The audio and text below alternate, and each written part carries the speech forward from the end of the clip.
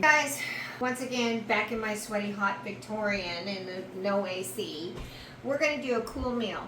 So we're going to do fish and chips and coleslaw and all the sauces. So first we're going to start with coleslaw, and this is for a family of 4 where only 3 of us eat it. And so we need 1/4 cup of mayo. You can use whatever kind of mayo you want. I prefer Hellmann's.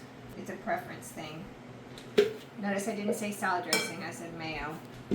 Okay, so 1/4 cup. We need 1/2 tablespoon of sugar and 1/2 tablespoon of apple cider vinegar.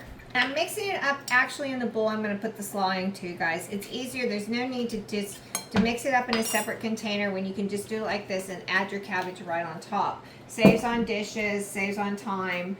Then you're going to get your 1/8 of a teaspoon, and you're going to put 1/8 of a teaspoon of pepper, 1/8 of a teaspoon of salt, and then you need 1/8 of a teaspoon of mustard, 1/8 of a teaspoon of celery salt.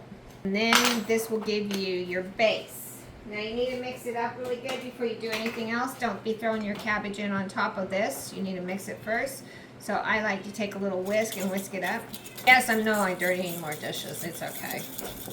I do the dishes, so I can make as many as I want. You can just throw that in the dishwasher. Okay, so we're going to toss these in the sink. And then we're going to get cabbage. I like to use red and green cabbage. So when you keep cabbage, like I only use a little of each. This is something you got to remember. It's going to turn brown, but it's okay. Just take those outside leaves off. Inside is still fine. It is not going to be, if it's slimy, then it's not. Okay, guys? But if it's not slimy, it's fine. And you're just going to take your knife and do a thin slice off and get rid of all of that, because it turns brown from being like cut. an apple changes color. Yes. It gets oxidized or whatever. Yes, and so you just need to cut.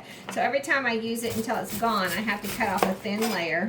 It's not a big deal, not a whole lot of waste, but you know, you can't use usually a whole, and if you buy it in the store, it's gross, guys. Don't do that. Just don't. You can make this yourself really easy. So make sure you thin slice this. You want to thin slice it because you do not want it too thick, because then it just isn't as good. And you need about 1 to 2 cups of cabbage, and then I cut it in half like that just for preference so that it fits on your fork. Throw it in. And that's all the green cabbage I'm going to use. Then I put it back in my little zippy. Go back in the fridge.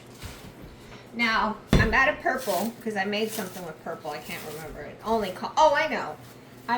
It's when I make my Irish tacos, I use purple cabbage. So. Talk about why you did that with the knife to pull off the thing. Oh, the reason is it's attached to the stem here. And if you cut it like this, it breaks that little stem. And then it just comes right off, peels right off. So it makes it really easy. I forget, I do all kinds of funky little things, and I forget to tell people because it's just little tips I've picked up over the years, either from like my grandmother or older family friends or any kind of friends that cook. But anytime you have an opportunity to cook with someone, even if they're not the best cook in the world, sometimes they have tips, guys, and those are good things to file away and learn to use in your cooking because it makes life easier. Okay, so there's our purple. Everything is still not full. This meal is pretty quick. You just want to mix it up, and now it's ready. Now you can add, if you want to spice it up, you can add chopped pickled jalapenos in there, and it makes for a really nice little salad. You want your dressing to just cover your cabbage, but not drown it.